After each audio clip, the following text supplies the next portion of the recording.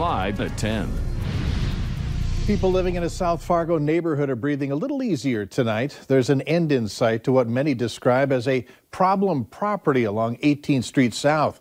Tonight, police are searching for 32-year-old Amber Barrett, who's facing charges of child neglect and failure to report a death. Valley News Team's Courtney Lockie joins us live now with the very latest. Courtney? Mike, this is the house where 6 young kids called police and told them about a man that they couldn't wake up. Now, it actually turned out that Farouk Shaheed was actually dead. Authorities say this right here is the house that Amber Barrett and Shaheed were staying at. Barrett woke up to find Shaheed unresponsive on the floor. Now, despite knowing that he was dead, she left her 2 young kids at home with the body and went to work. Police told me today, though, this wasn't the first time they'd been to this house.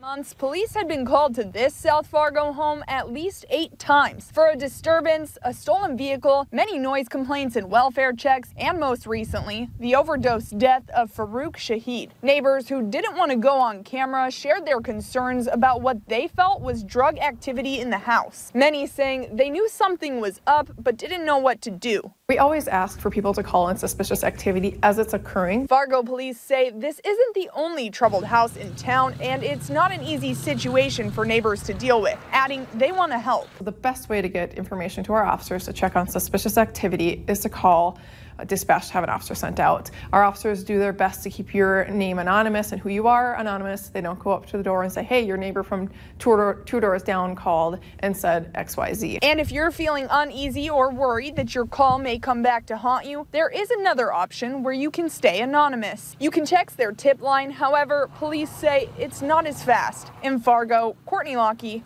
Valley News Live. There is a warrant out for Barrett's arrest. Anyone with information is urged to contact Fargo Police. Here are some reasons why authorities urge you to slow down during slippery conditions. North Dakota Highway Patrol avoiding serious injuries in many accidents caught on dash cam video.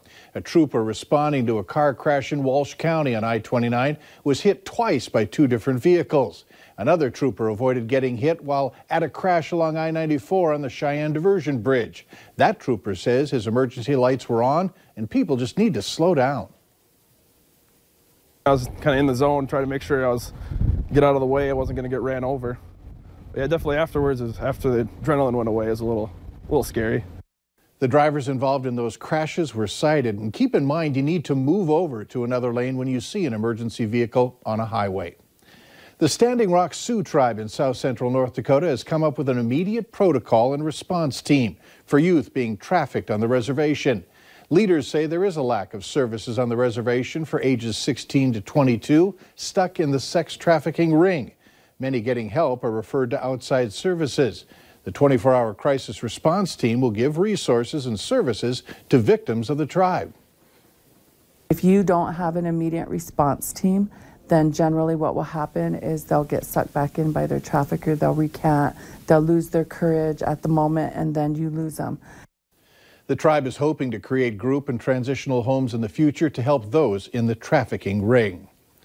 Microsoft has issued a security fix for Windows. The NSA tipping off the company to a serious flaw in the widely used operating system. Microsoft says the flaw may allow hackers to forge digital certificates used by some versions of Windows to validate and secure data. Both Microsoft and the NSA say they haven't seen evidence that the flaw has been used, but they are urging Windows users to install the security patch as soon as possible.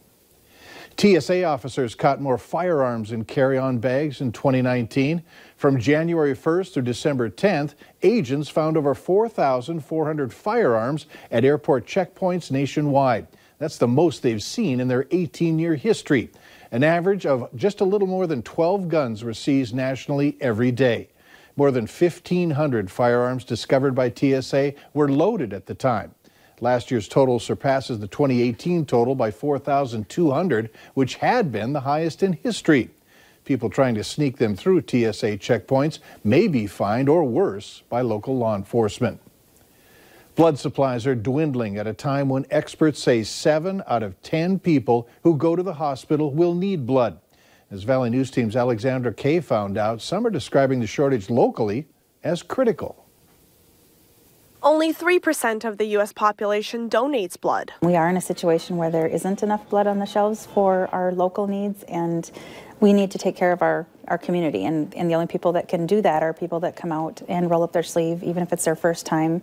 We're asking them to come out and give it a try. Vitalant is the only blood donation center in Fargo, providing blood for nearly every hospital in North Dakota and hospitals in Minnesota and South Dakota. They say they've been seeing a blood donation shortage, which is leaving physicians with a tough decision. They start triaging their patients. So if they have a critical patient, they'll give them the blood product rather than somebody that can wait possibly for a few hours or overnight. Sitting down for just 10 minutes can do more than most people imagine. Actually, you can save up to 3 lives when you donate, so it's an amazing feeling when you walk out the door at the end of the donation. So the whole process is quite easy, starting with sitting on this comfy chair. Once you're sitting down, scrubbed in, and ready to go, it will take anywhere from 8 to 10 minutes. It's a great way to give back to your community without financially having to give anything. We really need it. It's the only way to save lives in our community. Experts say books and snacks are included. It's just a little poke. That's about it. So sit back, relax, and save a life.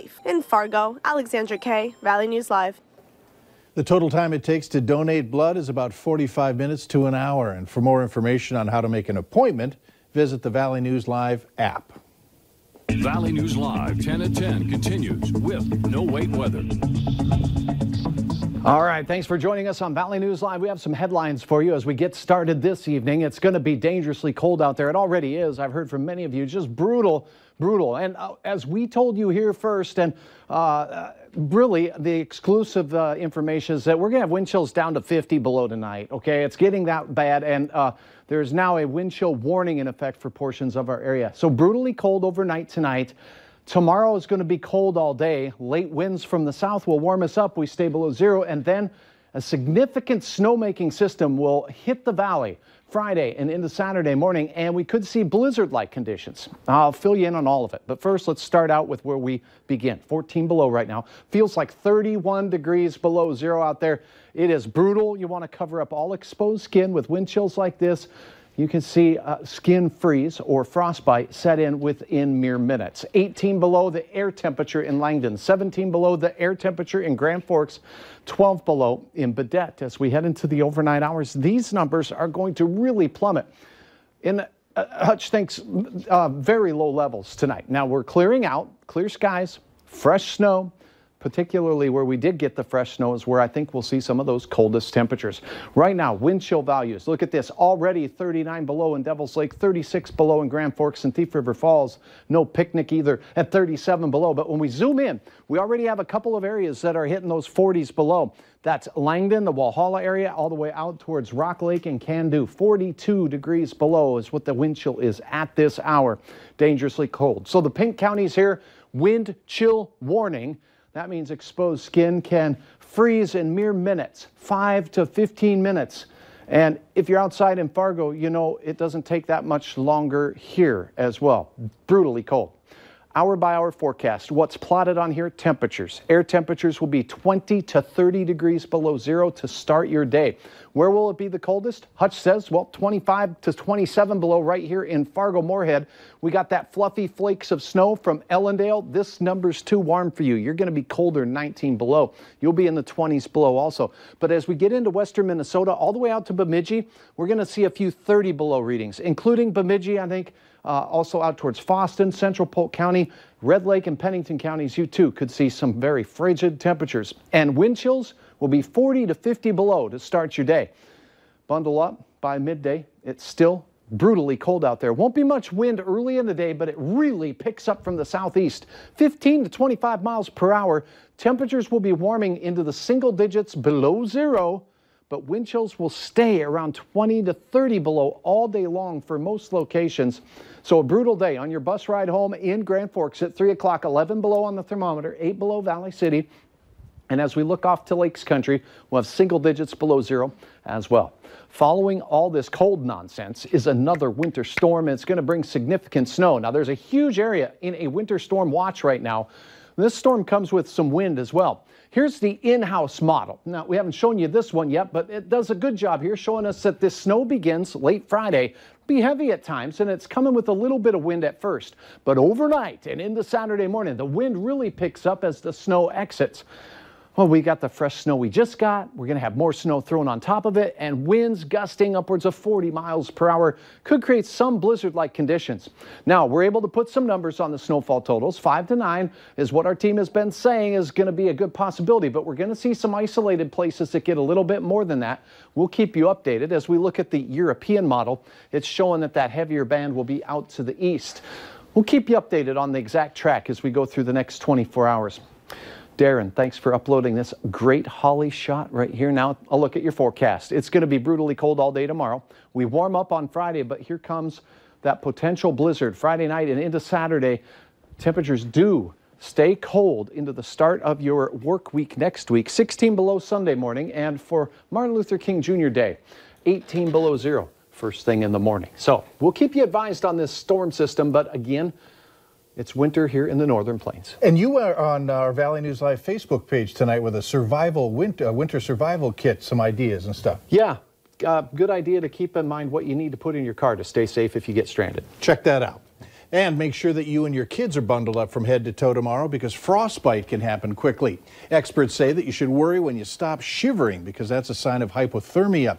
Frostbite happens when you have tingling sensation in your fingers and it turns to a waxy feeling.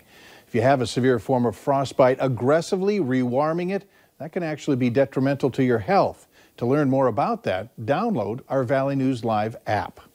Up next on Valley News Live 10 at 10, senators will decide President Donald Trump's fate. Today's historical developments and new revelations right after this break.